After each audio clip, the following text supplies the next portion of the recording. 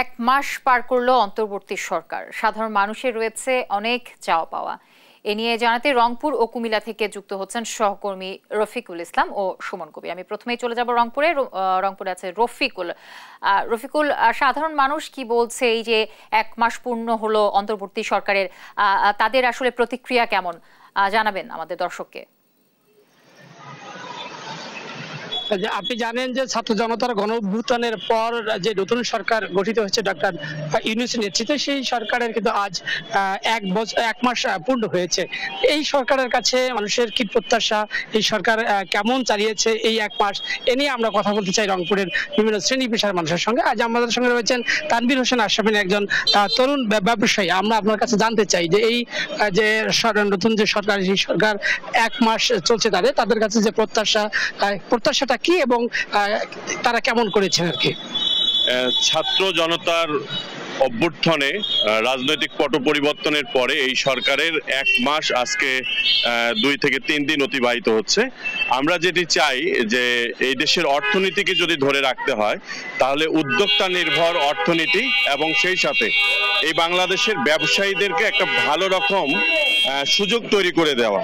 যারা দুর্নীতিগ্রস্ত ব্যবসায়ী তাদেরকে সঠিক আইনের আওতায় নিয়ে এসে শাস্তির ব্যবস্থা করা, আর যারা ভালো মতো ব্যবসা করছে তাদের উপরে এই যে এনবিআর এর চাপিয়ে দেওয়া স্টিম রোলার থেকে বের হয়ে আসতে হবে। এটি যদি বের হয়ে আসতে না পারি তাহলে দেখা যাবে যারা ইম্পোর্ট করছেন, এক্সপোর্ট করছেন, প্রতি পদে পদে বাধাগ্রস্ত শিকার হচ্ছে। এই এক মাস আপনি কি এই সরকারকে কি এমন দেখছেন, কি প্রত্যাশা করেন এই অঞ্চলের উন্নয়নের জন্য? আসলে 18 কোটি মানুষের এই বাংলাদেশে এক মাসে আসলে খুব বেশি চেঞ্জ বলা সম্ভব নয়। আমাদেরকে এটা অপেক্ষা করতে হবে। তবে চলমান যে পরিস্থিতি দেখছি, এই পরিস্থিতিতে আমরা আস্থা ভরসা রাখতেই পারি এবং ব্যবসায়ীরা সব ধরনের সহযোগিতার প্রত্যয় ব্যক্ত করতে পারি যে আমরা চাই ব্যবসায়ী নির্ভর একটি রাষ্ট্র গড়ে উঠুক, সেই সাথে জনগণের আকাঙ্ক্ষার বাস্তবায়িত হোক, এই প্রত্যাশা সবসময় রইল জনগণের। আমরা শুনছিলাম এখানকার নানা শ্রেণী পেশার মানুষের সঙ্গে, এখানকার মানুষের প্রত্যাশা যে রংপুর যেন বঞ্চিত নয়, সেই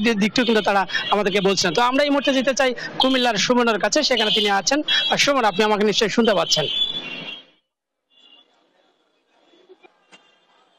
জি রফিক, আপনি যেটা বলছিলেন আসলে আমি একটা জানে রাখি যে কুমিল্লায় যে কথা আমরা বলতে চাচ্ছিলাম, আসলে যে সরকারের এক মাস পূর্ণ হওয়ার পরে যে মানুষের চাওয়া এবং পাওয়ার একটা বিষয় রয়েছে, সেই চাওয়া পাওয়ার মাঝখানে যদি আমি আসলে জনগণের সাথে কথা বলতে চাচ্ছি, কুমিল্লা যারা রয়েছে তারা বলছেন মানুষের যে নিরাপত্তার বিষয়টা আসলে বিশেষ করে তারা চাচ্ছে নিরাপত্তা। এবং একটা বিষয় হচ্ছে যে মানুষের যে নতুন যে স্বাধীন দেশ পেয়েছে, তারা বলছেন যে স্বাধীন দেশের নিরাপত্তার বিষয়ে তারা বিশেষ করে সকলে আমাকে প্রত্যাশা জানিয়েছেন জনগণ। তারা আরো বলেছেন যে আসলে এই নিরাপত্তা বিষয়ে যে আইনশৃঙ্খলা পরিস্থিতি স্বাভাবিক না হয়, বিশেষ করে কুমিল্লা নগরের যে যানজটের অবস্থা, সেই যানজট আসলে তারা চাচ্ছেন সেই যানজটের অবস্থা যাতে নিরসন হয়। সেই দিক থেকে অন্তত সরকার যারা রয়েছে তাদের কাছে সময় দেওয়া প্রয়োজন। তাদের আসলে এক মাসে তাদের কাছে খুব বেশি প্রত্যাশা তারা করছে না। তারা বলছেন আগামী যে সরকার হচ্ছে সরকারের হিসেবে আসলে তারা চিন্তা ভাবনা করছেন। আসলে তারা আরো জানিয়েছেন যে আসলে এই সরকারের যে এক মাস পূর্ণ হয়েছে, সেই এক মাস পূর্ণ হওয়ার যে চাওয়ার পাওয়ার রয়েছে, সেই চাওয়া পাওয়ার দিক থেকে আসলে আপনার কি প্রত্যাশা করবেন? যেহেতু আমরা কাজে কুমিল্লা ফেরেশতা সভাপতি কাজী আনামুল কারো একাত্তর থেকে কুমিল্লা বিশ্বপতি সুযোগ সমাজের প্রতিনিধিত্ব করছেন, আমরা কি বলবো? আসলে আমরা কিন্তু কুমিল্লাবাসী একটা বৈষম্যের শিকার। দীর্ঘদিন থেকে কুমিল্লাবাসী আন্দোলন করে আসছে কুমিল্লা বিভাগের জন্য, কিন্তু কুমিল্লা বিভাগ যখনই আন্দোলনে কুমিল্লাবাসী, তখনই কিন্তু বিভাগ হয় সিলেট, বিভাগ হয় ময়মনসিংহ। আপনি জানেন যে কুমিল্লা একটি বিমানবন্দর আছে, কিন্তু বিমান কখনো উড়ে না। সেদিক দিয়ে আমরা বলবো যে কুমিল্লা মানুষ কিন্তু খুবই বঞ্চিত। তাই এই সরকারের কাছে আমরা চাইবো অতি সত্বর কুমিল্লা বিভাগ বাস্তবায়ন করা হোক।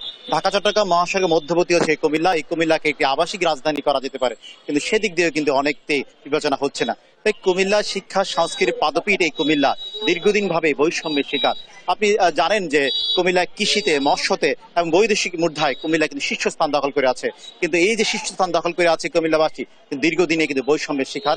আমরা কিন্তু বিভাগ থেকে বঞ্চিত হচ্ছি। কুমিল্লাবাসীর প্রাণের দাবি কুমিল্লার নামেই বিভাগ হোক। সেটি আপনার মাধ্যমে আবারও কুমিল্লাবাসীর পক্ষ থেকে জানান দিলাম, এই সরকার যেন আমাদের এই বৈষম্যহীন দূর করে কুমিল্লাকে বিভাগ বাস্তবায়ন করবে, কুমিল্লা বিমানবন্দর বাস্তবায়ন করবে। যেটা বলছিলেন উনি আসলে কুমিল্লা যে ফেরেশতা সভাপতি আমাদের জানিয়েছেন কুমিল্লা বৈষম্য থেকে যাতে দূরে থাকে এবং বাংলাদেশের বিনিময়ে যেন সুষ্ঠু সুন্দর সমাজ গড়ে তুলতে পারে বাংলাদেশে, সে প্রেক্ষাপটে আসলে কুমিল্লা মানুষের চাওয়া হচ্ছে কুমিল্লা বিভাগ এবং জননিরাপত্তা এবং নিরাপত্তাটা বিশ্ব আইনশৃঙ্খলা পরিস্থিতি স্বাভাবিক। এই ছিল কুমিল্লা থেকে সর্বশেষ জ্যোতি। রংপুর থেকে রফিকুল ইসলাম এবং কুমিল্লা থেকে আমাদের সহকর্মী সুমন কবির যুক্ত ছিলেন আমার সাথে।